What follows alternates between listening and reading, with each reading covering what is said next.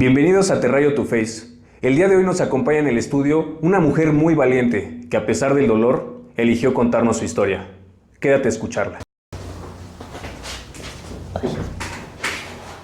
Bienvenida a Te Rayo Tu Face. ¿Cómo estás? ¿Cómo te sientes? Un poquito nerviosa. Te entiendo.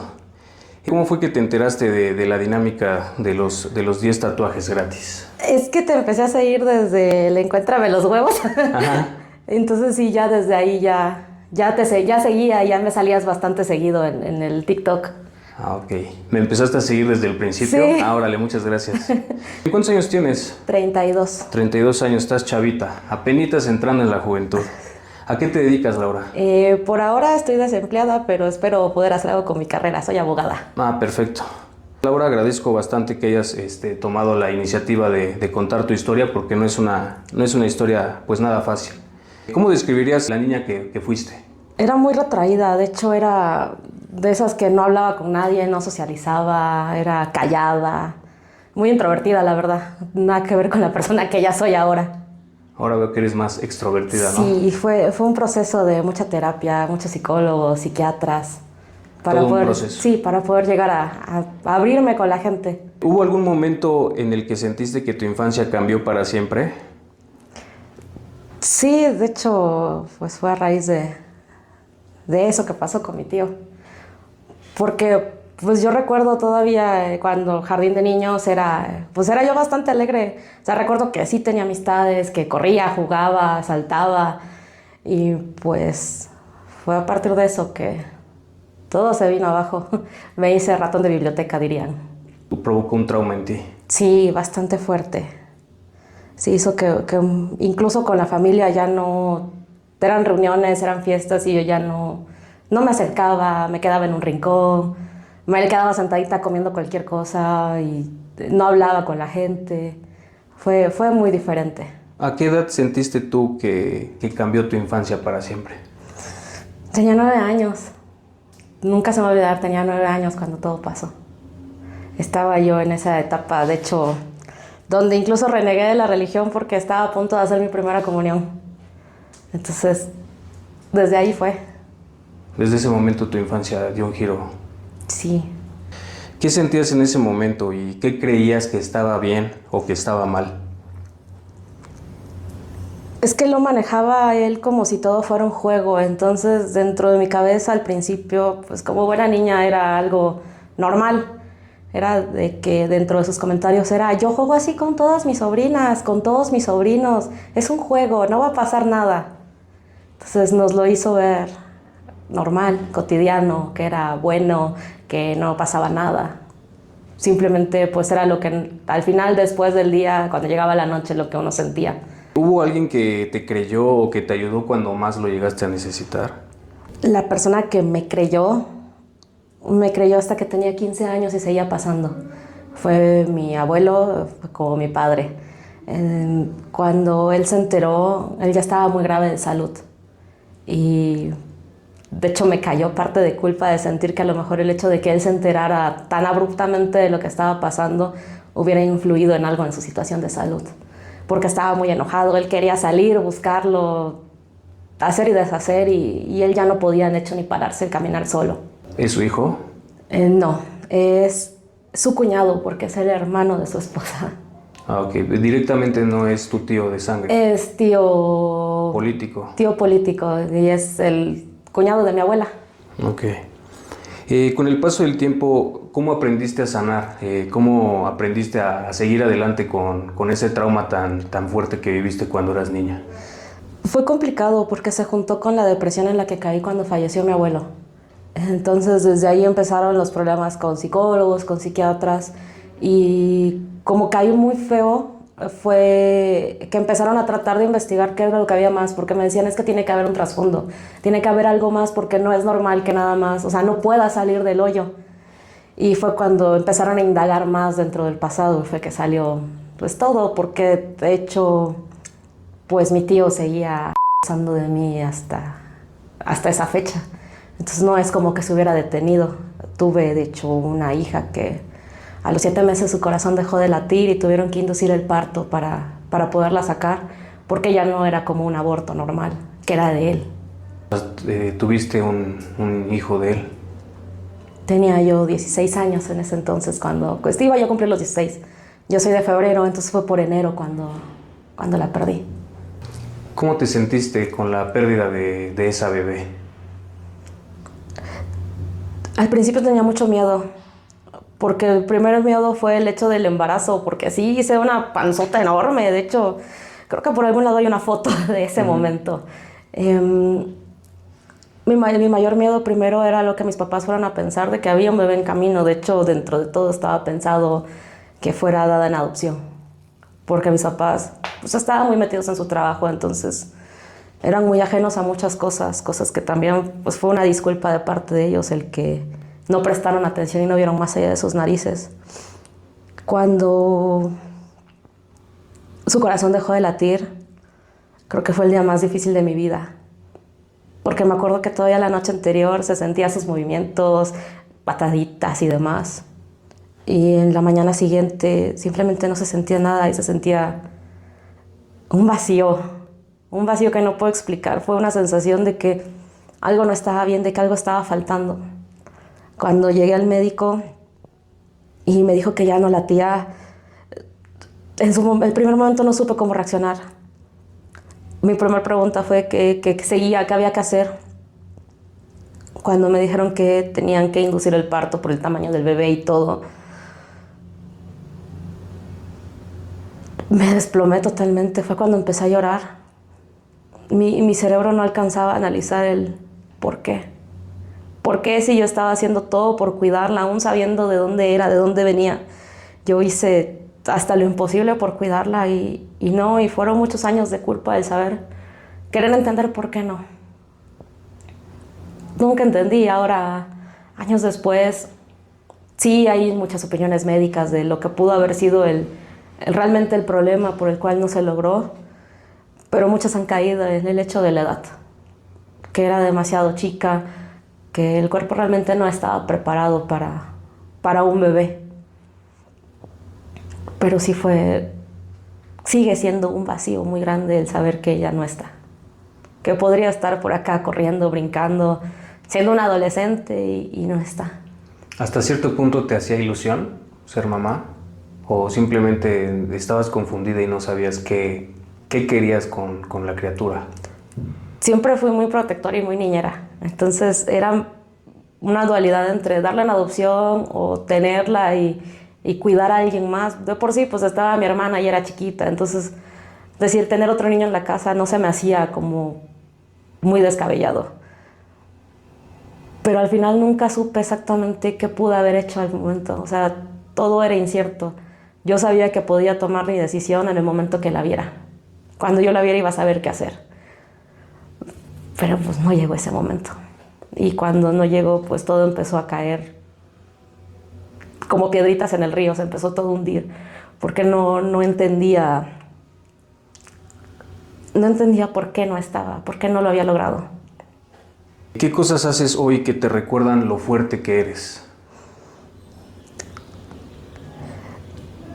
Pasó algo muy chistoso con mi vida a raíz de que empecé a ser más extrovertida.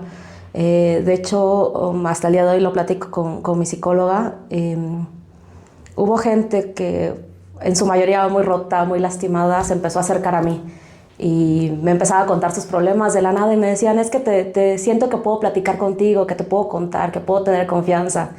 Y fue gracioso porque hubieron muchas historias que llegaron a mí que hicieron que de algún modo yo entendiera que para todos nuestro dolor pues sí es fuerte, pero siempre va a haber alguien que tenga un problema más grande o más chico y que no pueda salir y que no podías enfrascarte en ello. Entonces la gente alrededor que sin saber se acercaba fue la que más me ayudó a salir de allá, porque empecé a entender que había más problemas, no solo el mío. Claro, o sea, comparando tu historia con la de otras personas es que encontrabas un poco de resiliencia. Exactamente. Ok. Cuéntame, ¿qué te motivó a querer plasmar tu historia en un tatuaje? Tenía yo un rato pensando que tenía que buscar un modo de no olvidar, tampoco recordar al 100, pero sí saber qué había pasado y que había logrado salir de ahí. El hecho de que sea la jaula entreabierta era el simple hecho de saber que siempre había habido una salida, simplemente era tanto el miedo, era tanto el estar como encerrada en todo ello, era tanta la manipulación alrededor que no dejaba salir. Y la puerta realmente siempre estuvo abierta, simplemente no lograba verla, como que me quedaba de espaldas a mí. ¿Por qué pensabas que era bueno que te callaras en ese momento? Mi hermana era muy chica, yo le llevo 9 años y él amenazaba con hacerle daño. Entonces para mí la mejor opción era callar. En mi pequeño cerebro de niña era el mejor modo de cuidarla y de evitar que ella pasara por algún dolor. Te voy a pasar la imagen que hicimos para ti. Bueno, tú me vas a contar qué significa para ti, ¿vale? ¿Qué ves cuando miras esta imagen? Justo la jaula, la salida y de algún modo no verla, porque está de espaldas. Las estrellas de ese lugar seguro era el salir y esconderme, ya fuera a subir al techo o salirme al patio. En el patio de casa de mis papás había un pozo tapado y era el lugar donde iba y me sentaba y en algún momento pues, me sentaba hasta a fumar, tratando de esconderme y que nadie me viera. El hecho de una niña con batita era de que la reacción obvia, siempre salir corriendo, meterse al baño a bañar, por tratar de olvidar todo lo que pasaba. Muy yo. Es años y años de dolor. Es años y años de no saber a dónde recurrir, a dónde correr. Años de intentar proteger cosas que al final de cuentas no fueron posibles de protegerse. ¿Hasta qué momento cesó tu sufrimiento?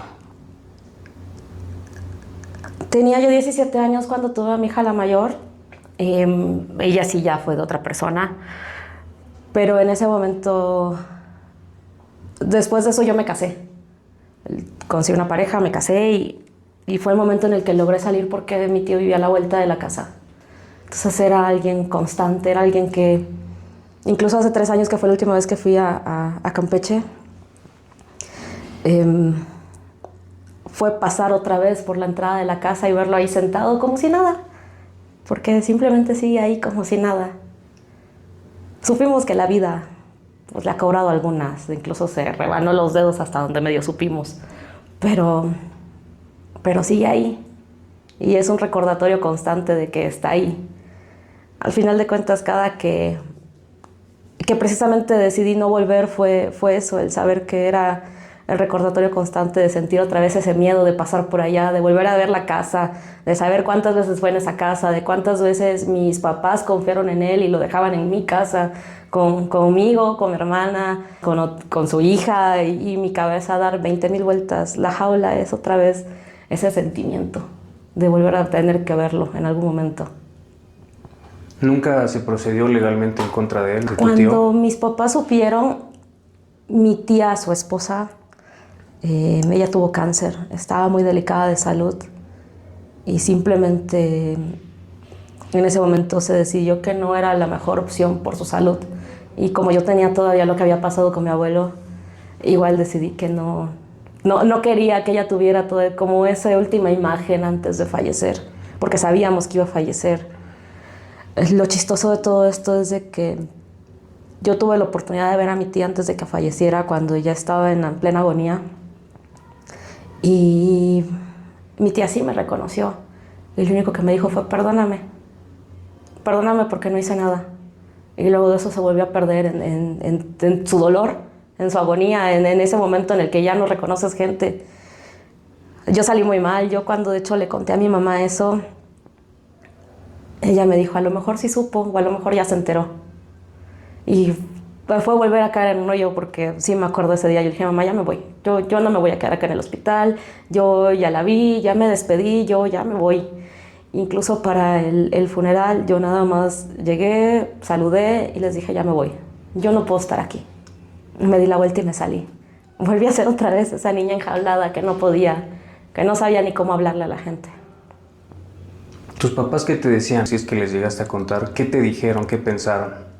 Les conté muchos años después. De hecho, A raíz de todo esto yo tuve problemas con drogas y parte salió en terapia de lo que había ocurrido. En una terapia familiar fue que les terminé contando a mis papás realmente todo lo que estaba ocurriendo. Mi papá estaba mal, de hecho tuvo muchos problemas con su presión porque tiene hipertensión. Mi mamá trató de mantener la calma, pero en su cara se veía de que cada que pasaba cerca de la casa y lo veía cruzando, le daba el acelerón al carro y de repente frenaba y decía, no, es que no tenemos que ser iguales. Fue todo un proceso en el que tratamos en ese entonces de que mi hermana quedara aislada de toda la situación y ella, pues como tal, no supiera más allá de lo que estaba pasando. Pero no hubo modo, o sea, realmente ella se enteró y pues, entre la familia salieron muchas cosas más de trasfondo. Cuéntame, Laura, ¿qué le dirías hoy a esa niña de 9 años que fuiste? Que en vez de subir a ver las estrellas, que realmente hablara, que no se quedara callada porque ni era un juego, ni se lo merecía, ni tenía por qué soportar a alguien que tiene la mente tan retorcida para lastimar a un niño que no tiene ni idea de la vida.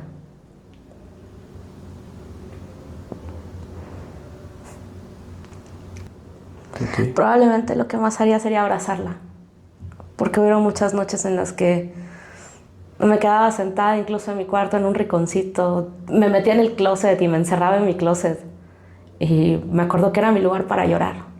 Probablemente sería sacarla de ahí y abrazarla, demostrarle que no estaba sola. Y no estás sola, Laura. Cuéntame, ¿qué te gustaría que otras mujeres o personas que han pasado por algo similar escuchen de tu historia? Eso, que no están solas, que hay más gente, que aunque parece en el momento que nuestra historia es la única, no es así.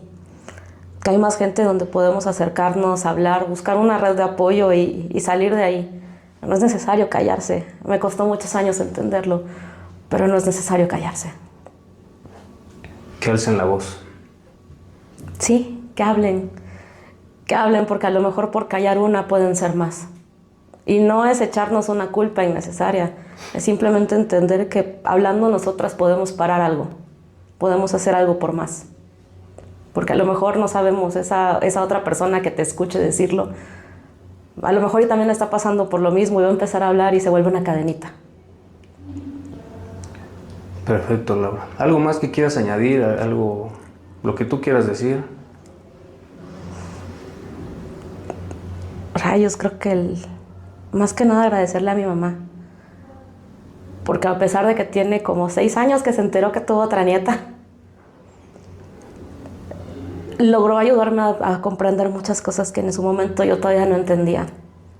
Fue el mayor apoyo que tuve para entender que, para empezar, no había sido mi culpa que esa niña no se lograra, que no era mi culpa el haber tenido ese embarazo, que no había arruinado mi vida y que era algo que me iba a hacer más fuerte a la larga. Te agradezco que hayas abierto tu corazón y no nada más conmigo, sino con muchas personas que probablemente van a conocer tu historia. Y qué padre también que tengas el valor, porque no cualquier persona que haya pasado por algo así tiene el valor de hablar y de alzar la voz. Entonces, pues eres una guerrera, eres una mujer muy valiente, te admiro totalmente, aunque no te conozco. Cualquier persona, cualquier mujer, hombre o mujer que pase por una situación así es de admirarse. Y no me queda más que agradecerte que tú estés aquí y que por algo, no sé en qué creas, si en Dios, en el universo, en lo que sea que tú creas, nos unió el día de hoy para estar aquí y para poder sanar un poco de ese daño que te hicieron en su momento. Entonces, pues bienvenida, este es tu estudio cuando tú quieras estar aquí, este es tu estudio, este es tu lugar y vamos a comenzar la sesión. Espero que te guste mucho el resultado y sobre todo que disfrutes mucho la estadía aquí en el estudio. Sí. Bienvenida y muchas gracias. Gracias. Pandilla, hemos terminado, hemos llegado al final de la sesión aquí con mi amiguita Laura. Fue una sesión bastante, pues rápida se puede decir, después del tatuaje pues, estaba un poquito detallado, pero acabamos muy rápido, la verdad, nos echamos como 4 horitas, ¿no, Laura? Más o menos. Más o menos. Pero bueno, cuéntame, Laura, ¿qué te pareció? Bien, tienes la mano muy ligerita. ¿Sí? Sí, sí. Nada más para tatuar, ¿eh? Porque yo soy bueno para pelear. Ups. No, sí, la verdad es que no, pues dolor no sentí. Sí, de repente de lo que tengo que como que me brinca la pierna, de que anda muy sensible mi cuerpo. Pero de ahí en fuera, no, todo muy bien. Qué bueno. Sí. Qué bueno. ¿Cuál fue tu experiencia? Estaba yo cómoda. Ya me estaba durmiendo como en 2 o 3 ocasiones. Qué pena. No, se vale. Sí, pero de ahí en fuera todo muy bien, la verdad. Ahora, lo más importante, ¿te gustó el resultado del tatuaje? La verdad. Sí, creo que fue hasta más de lo que tenía en mente al principio. Sí, te latió. Representa perfectamente lo que tenía en mente. Sí, eso me da mucho gusto. ¿Qué sientes ahorita que lo ves? Siento que una parte de mí terminó de romper ese silencio que había. Realmente es tanto como decir, ahora sí pasó, sigo aquí y ya no me tiene por qué seguir afectando. Es como terminar de cerrar una etapa. Espero que así sea y que no haya cerrado esa etapa en ti y pues haber podido plasmar algo que para ti marcó demasiado tu vida. Y pues nada, fue un gusto atenderte, un gusto conocerte. Te agradezco demasiado que hayas abierto tu corazón, no conmigo, sino con la gente que va a escuchar tu historia. Y pues nada, eres una mujer muy valiente, te mereces lo mejor y espero que nos volvamos a encontrar en alguna otra ocasión. Si quieres algún tatuaje, ya sabes que aquí estamos y si no, cuentas conmigo para lo que necesites. Gracias. Gracias a ti por haber venido. Y pues chavos, esto fue Te Rayo Tu Face. Es el primer capítulo ya oficial con un concepto diferente. Estamos tratando de mejorar. Y pues espero que les haya gustado mucho el resultado del tatuaje. No olviden seguirme en mis redes sociales. Les van a aparecer aquí abajito. Y pues nada, yo les agradezco como siempre su tiempo. Esto fue Te Rayo Tu Face y yo soy su compa El Gali. Hola, mi nombre es Laura. Yo participé en la dinámica de Te Rayo Tu Face con Gali Tattoo. La verdad es que el tatuaje que me estoy llevando superó las expectativas por mucho, me encantó. Sí, estaba un poquito nerviosa al inicio porque la historia que representa pues no es nada fácil, pero la verdad es que en todo momento me sentí muy cómoda y muy tranquila sin sentirme juzgada, como muchas veces pensamos que vamos a hacer después de compartir. Les recomiendo que se tatúen con él, que sigan participando en las dinámicas y que lo sigan en todas sus redes.